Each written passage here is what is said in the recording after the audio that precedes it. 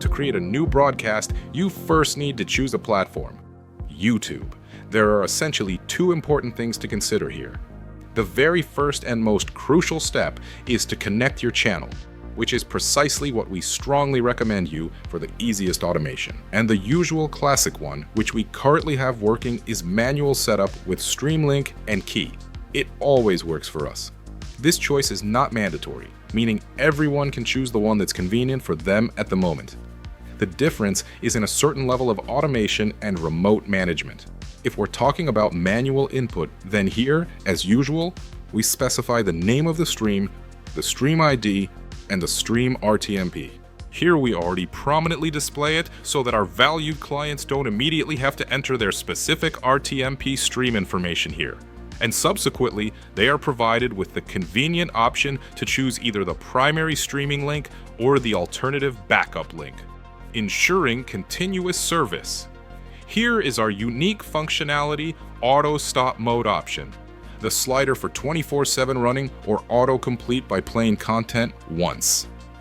So let's enter the name test, then click create. We are now fully capable of seamlessly adding a video or indeed multiple videos to the live stream.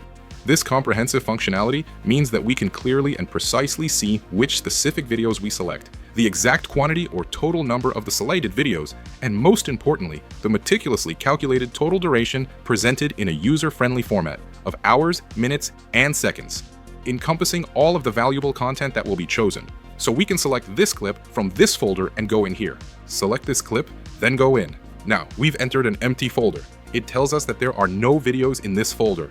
You can upload it here. Go here accordingly. It takes us to our storage where we can upload a clip. Let's click on the home icon, meaning go back, and you can jump between folders using the breadcrumb trail. Let's go in here. Let's select it. So in total, we had 6 clips with a total duration of 3 hours, 35 minutes, and 43 seconds. And accordingly, each clip has numbers on it. These numbers indicate the order in which they will appear in the final version of the playlist. It's like adding. And this button refreshes the storage, meaning it reloads it. In case, for example, you went to another window and uploaded some files there. If you want to change the existing order, you can simply click right here to refresh the entire comprehensive history of all previously selected clips. It then reliably stays in place. And subsequently, you can easily navigate to the specifically needed folder where the new desired clip is located, and then add it directly from that particular location. You can set up one, then duplicate it, make a few adjustments, and that's it.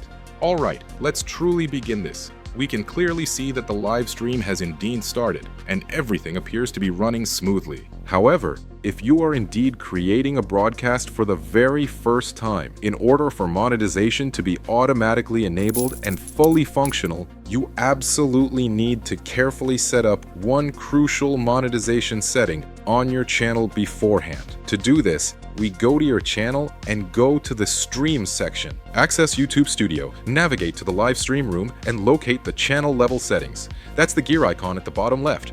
Once you are in the settings, you will then find a specific monetization tab. Within this tab, you should mark the designated checkbox for monetization, which will enable this feature. If this particular box is checked, you will then be able to automatically initiate and commence your streams with full monetization capabilities through the comprehensive YouTube API. If it is not currently enabled, you simply won't be able to effectively monetize your streams. So you will need to go right here first and then select the third-party tools checkbox.